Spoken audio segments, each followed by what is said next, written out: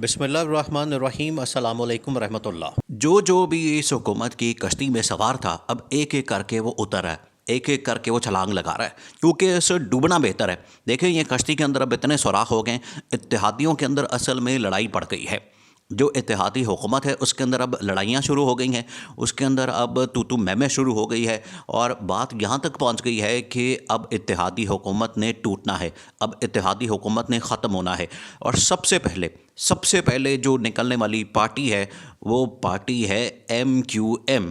MQM ने सबसे पहले इस इत्तेहादी हुकूमत से बाहर निकलना है। जिस तरीके से देखें, ये अब आप बात जहन में रखें, आप इमेजिन करें कि जिस वक्त इमरान खान की हुकूमत को तोड़ा जा रहा था, ख़त्म किया जा रहा था, तो सबसे पहली जो पार्टी निकली थी वो MQM थी। अब यहाँ से भी और खालिद मकबूल सद्दीकी जो आजकल उसका चेयरमैन है, अब MQM को दोबारा जोड़ने की कोशिश की जा रही है कराची के अंदर, ताकि देखिए वो एक अलहदा गेम है, वो भी एक गेम चल रही है पूरी कराची के अंदर कि इमरान खान को कैसे वहाँ से हराना है, इमरान खान की सीटें कम करनी है।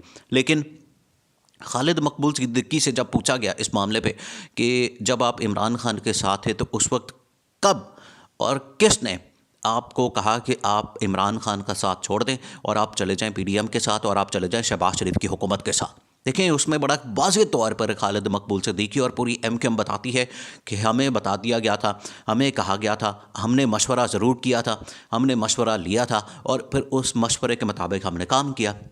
तो ये इतनी क्लियर और कैटेगोरिकली बात कर दी MQM ने। अब MQM के ऊपर ये प्रेशर आ गया है, अब MQM ने अपना रास्ता करना है जुदा। देखिए, इस टाइम कराची के अंदर एक पूरे गेम खेली जा रही है। सिंध में जिस तरीके से हुकूमत है आसिफ ज़रदारी की, वो तो पूरे सिंध में है, लेकिन कराची का जो मामला है वो थोड़ा सा सेपरेट है, वो थोड़ा सा अलग है।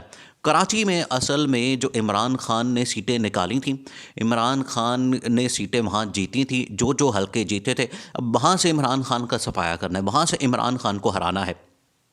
और वहाँ पर जो ये MQM का जो इस टाइम मुहाजिर वाला वोट है वो वहाँ पर कैश करवाना है, वो वहाँ पर इस्तेमाल करना है और उसको यूटिलाइज़ करना है। इसी के लिए MQM को दोबारा से सारे जो इनके धड़े थे, देखिए MQM के साथ हुआ क्या, मुशर्रफ ने असल में MQM को बना के वहाँ पर इकट्ठा किया, मुशर्रफ ने इनको इस्तेमाल किया, सिंध के अंदर भी कराची के अंदर भी इनको हुकूमत दी, इनके लोगों को मिनिस्टर बनाया। और सबसे जो इनकी फेवरेट मिनिस्ट्री होती है वो होती है पोर्ट एंड शिपिंग की, जो बिल्कुल कराची के समंदर के ऊपर है, क्योंकि वहाँ पर इतनी करप्शन, अरबों रुपए की करप्शन और जहाज़ भर भर के ये मनी लॉन्ड्रिंग वहाँ से होती है।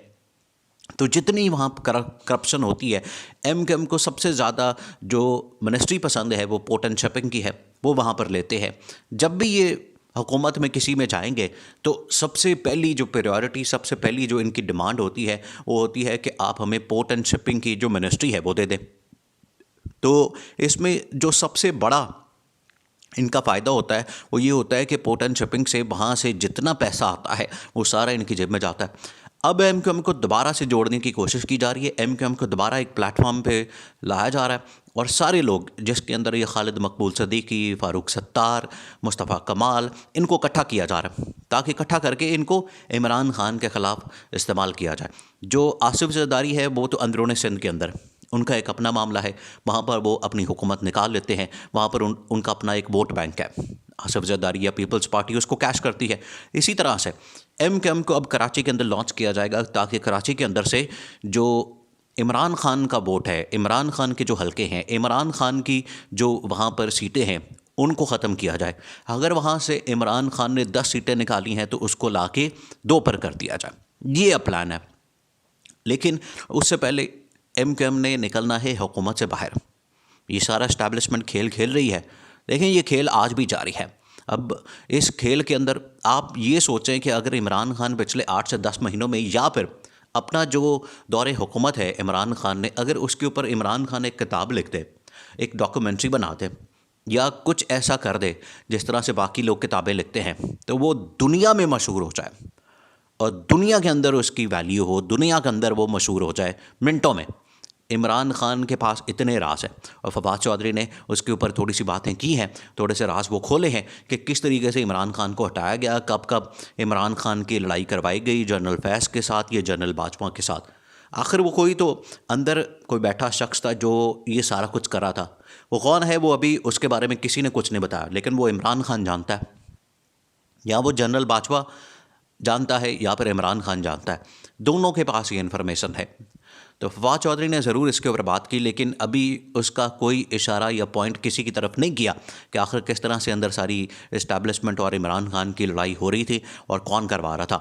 लेकिन अब मामला ये आ गया है कि इस हुकूमत को घर भेजने के लिए इस्टेब्लिशमेंट ने हाथ खड़े कर दिए हैं और उन्होंने कहा कि बहुत होगी सपोर्ट इनकी, अब इनकी सपोर्ट नहीं की जा सकती, क्योंकि इन्होंने जो तबाही फेरी है, इन्होंने जो बुरा हाल किया है, उससे तो पाकिस्तान की सलामती दाव पर लग गई, पाकिस्तान के एटमी असासे दाव पर लग गए हैं।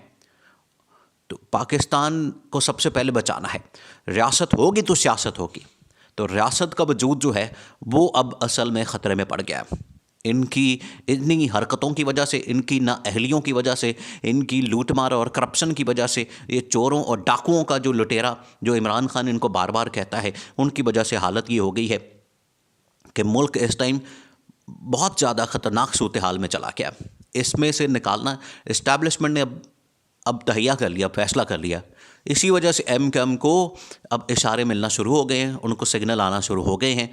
अब एक फ़ाइनल कॉल आनी है उनकी तरफ से, और सबसे पहले पार्टी निकलेगी MKM, उसके बाद बाकी पार्टी आराम से निकल आएंगी। उनको भी इसी तरह से मैसेज और कॉल चली जानी है, जिसके अंदर ANP भी शामिल है, बाप पार्टी है, जिसके अंदर बलूचिस्तान के जितने MNAs हैं वो सारे के सारे निकल जाएंगे।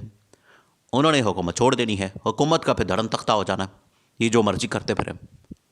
ये यहाँ पर जो डीलें हासिल करने की कोशिश कर रहे हैं अपने बच्चों के लिए, अपने ख़ानदान के लिए, शरीफ ख़ानदान के लिए या जरदारी ख़ानदान के लिए, वो नहीं मिलने वाली। वो अब कहानी ख़त्म, वो अब मामला ख़त्म हो गया। अब असल में जा रहे इस हुकूमत के ख़ात्मे की तरफ मामला, और ये मामला इस हुकूमत के ख़ात्मे की तरफ लेके जाना इस्टेब्लिशमेंट ने इस पर डिसाइड कर लिया, फ़ैसला कर लिया कि अब इसके अलावा और कोई चारा नहीं, क्योंकि ये जितनी देर तक बैठे रहेंगे उतना नुकसान ये करते रहेंगे, जितनी देर तक बैठे रहेंगे ये उतना नुकसान करते रहेंगे मुल्क का। तो मज़ीद नुकसान से बचाने के लिए बेहतर है कि इनको घर भेजा जाए, हुकूमत के लिए नया निगरान सेटअप लाया जाए, और उसमें जो सबसे पहली पार्टी निकलनी है, जिस वक्त इमरान खान के साथ थी उस वक्त भी सबसे पहली पार्टी निकली थी MKM, अब भी MKM को निकालना है बाहर इत्तेहाद से, और इत्तेहाद से बाहर निकाल के ये इत्तेहाद ख़त्म करना है, ये इत्तेहादी हुकूमत ख़त्म करनी है ताकि इसको घर भेजा जाए। ये अब मुल्क की तबाही की तरफ, मुल्क की बर्बादी की तरफ हुकूमत लेके जा रही है, अब इसको रोकना है। ये इस्टेब्लिशमेंट ने हतमी फ़ैसला कर लिया है, और इमरान खान की वापसी होनी 2/3 मेजॉरिटी के साथ। ये भी अब आपने ज़हन में रखना है, क्योंकि इमरान खान की पॉपुलैरिटी के मुताबिक 2/3 मेजॉरिटी इमरान खान की पक्की है।